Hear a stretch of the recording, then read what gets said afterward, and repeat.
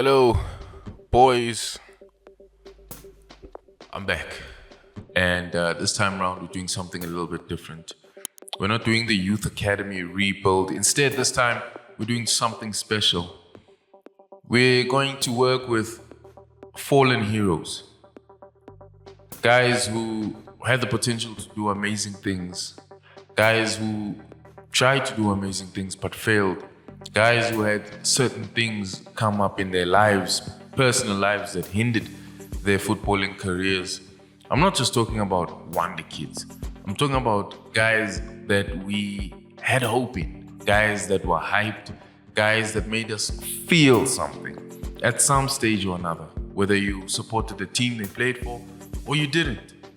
You may have even been a fan of the rival team.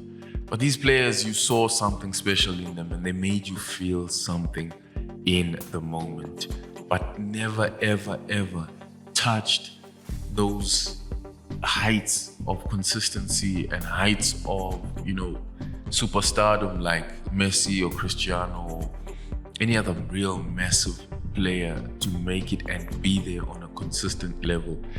So this is officially the rebuild of the streets won't forget FC. That's right. Players who made us feel something at some point, somewhere along the line. Right, so the first signing that I'm gonna make, this might be a questionable one because Dean is still playing in the Prem, but I've always felt like Dean could have gone on to do something special, as a goalkeeper, but unfortunately he never ever really did. So I'm signing Dean Henderson as our first signing, and he's gonna be our goalkeeper hopefully for the next 4 or 5 years. He's 28 at the moment and his overall is 82, which is of course not UEFA Champions League winning, and he's coming in for 24 million. Not UEFA Champions League winning, but hopefully he grows and he becomes the goalkeeper we need him to be. This is his chance to really achieve and do something great with his career. Next up on the list, we have Nico Williams. Now, I'm sure you will see I do have quite a lot of targets who are former Liverpool players or players who were hyped when playing with Liverpool. Nico Williams left Liverpool and went to Wolves, and I think he's at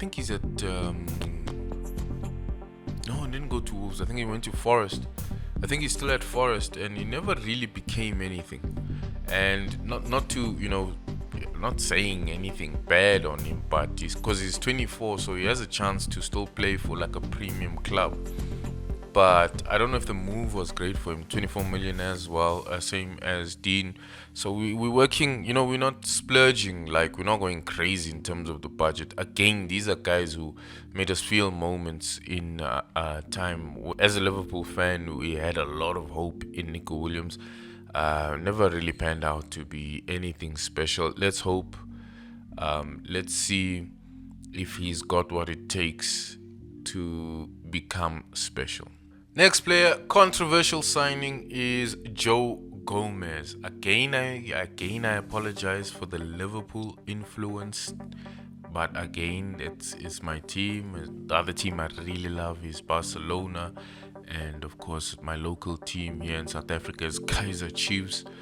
But Joe Gomez never really became anything special, still doesn't have a professional goal under his name. This is his opportunity to really become part of a team where he will be chosen, in the starting lineup every game. And he has the potential and the chance to do something special. I'm going to play him as a right back. In my plans, he's coming in as a right back. Joe Gomez comes in for 15 million to Dundee FC. Let's see if he can do something with his career. Our latest signing is Tobido.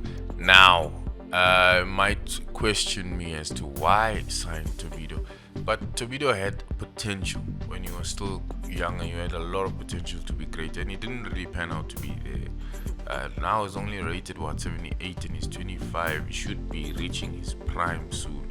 and he's just not. So I'm bringing him in, giving him an opportunity in the next few years to try and do something special. Another signing, he's currently playing as a CDM, but I'm going to drop him and make him a centre back because that's how I know him originally. Is Ethan Ampadu. This guy was also, I believe, or somewhat a bit of a failed wonder kid. But this guy had a lot of potential, did well. I think he played for Chelsea for a while, but never really became anything special. Still 24, still has a chance to really shine. This is his opportunities coming into a team that can use a player of his caliber. Welcome, Ethan Ampadu, and let's see what you can do. And now for a player that probably you all know and love at some point. Even though he played for the Ops team, which is Man United, I still think this guy is special, or definitely the kind of player that made you feel special. Part of France's team that won the World Cup. He's done good things and he's had wonderful moments in his career. But at the time where he could have cemented himself as one of the greats, he just fell off, and that is purely due to personal issues. So I'm bringing him back. He's 32 years old. I don't know how many years we can get out of him, and he's past his peak. So he's only rated at about 78. So I don't know what we can do with him. I've got good coaches in the midfield. Hopefully they can work with him. I'm going to play him as a CDM, see what he can do for us for the next few years. Another player from Liverpool, Stefan Bajcetic. The reason I'm bringing him in is he's going to be Pogba's replacement. He's still young, but unfortunately, even at this young age, he's 20 at the moment here in the game. Even at this young age, he hasn't really fulfilled because we expected him to step up, especially after Fabinho left. But he did make us feel something before that, because we all feel like he's special, So this is his opportunity to make that realization. What I'm going to do is, though, I'm going to send him on loan immediately and bring him in when Pogba just can't run anymore. Okay, then we have Sepp van den... What?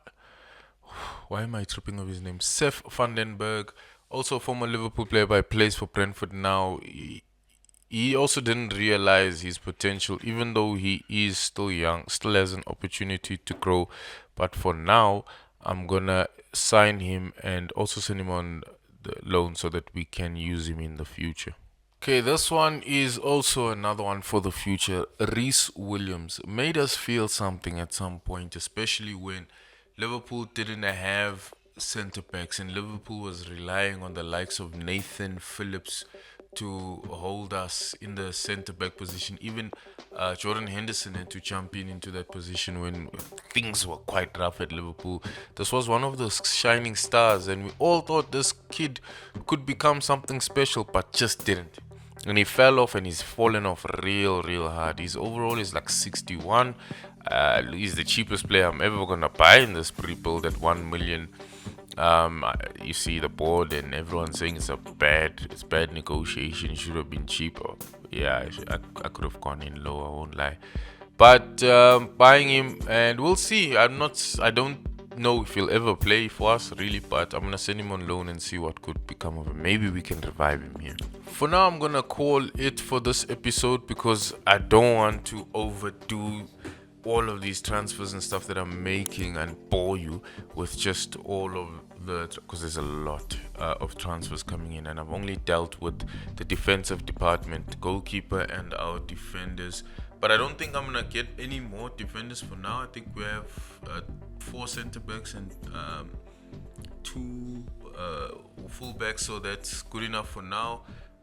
Next episode, I'm going to focus on midfield as well as the forwards, and we can push on thereafter to do some great things with Dundee FC. Otherwise, for now, do the things that the YouTubers ask you to do. Like, subscribe, notification bell, and we'll see you on the next episode. God bless. Sharp.